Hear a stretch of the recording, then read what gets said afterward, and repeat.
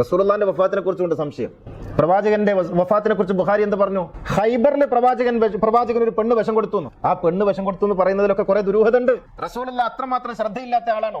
ഒരു യുദ്ധത്തിന് പോയിട്ട് ആ യുദ്ധത്തിന്റെ അഹ്ലുകാരിൽപ്പെട്ട ഒരാൾ റസൂലുള്ളാഹിനെ സൽക്കരിക്കാൻ വേണ്ടിയിട്ട് ഭക്ഷണം കൊടുക്കുമ്പോൾ അതൊന്നും നോക്കാതെ പോയി തിന്നുന്ന ഒരു ആർത്തിപ്പണ്ടാരാണോ റസൂല്? യഹൂദ സ്ത്രീയാണ് കൊടുക്കുന്നത്. ഖൈബറിൽ യുദ്ധം ചെയ്യാൻ പോകുന്നത് യഹൂദികളോടാണെന്ന് പറയുന്നു. യഹൂദരോട് യുദ്ധം ചെയ്യാൻ വേണ്ടി പോയപ്പോൾ യഹൂദ സ്ത്രീ ഉണ്ടാക്കി കൊടുക്കുന്ന ഭക്ഷണം കഴിക്കാൻ മാത്രം പൊട്ടനാണോ മുഹമ്മദ്? എന്താ നിങ്ങൾ റസൂലുള്ളാഹിനെ കുറിച്ച് വിചാരിച്ചത്? ഈ വിഷക്കഥ അവിടെ ഉണ്ടാക്കി വെക്കണം, ഇപ്പുറത്ത് കൊടുത്ത വിഷത്തിന്റെ കാര്യം അറിയാതിരിക്കാൻ. എന്നിട്ട് ആ വിഷാണത്തിൽ അവസാനം റസൂലുള്ളാഹിന്റെ ഉള്ളിൽ പ്രവർത്തിച്ചത് എഴുതി വെച്ചു ബുഖാരി. അത് അണ്ണാക്ക് തൊടാതെ വിഴുങ്ങി പുരോഹിതൻ. യഥാർത്ഥത്തിൽ ആ വിഷം കൊടുത്തത് ആരാണെന്ന് അറിയണം. ഫതഹ് മക്കയ്ക്ക് ശേഷം അച്ഛനും മകനും കൂടി വന്നില്ലേ മദീനയിലോട്ട് ഹജ്ജിന് ശേഷം? നല്ല ആരോഗ്യ ദൃഢഗാത്രനായി മക്കയിൽ പോയി ഹജ്ജ് ചെയ്ത് തിരിച്ചു വന്ന പ്രവാചകന് പിന്നെ ഒരാഴ്ച കൊണ്ട് എന്ത് സംഭവിച്ചു? ആരാണ് അതിന് പിന്നിൽ പ്രവർത്തിച്ചത്? പഠിച്ചു നോക്ക് നിങ്ങൾ ചരിത്രം. വിഷം മാത്രം കൊടുത്ത് പരിചയമുള്ള പോയിസണിങ് കുടുംബത്തിന്റെ രീതിശാസ്ത്രമാക്കി മാറ്റിയ ആ നശിച്ച കുടുംബമുണ്ടല്ലോ, അന്വേഷിച്ചാൽ പ്രവാചകന്റെ വഫാത്തിന്റെ പിറകിൽ പോലും അവർ പ്രവർത്തിച്ചിട്ടുണ്ടെന്ന് മനസ്സിലാകും.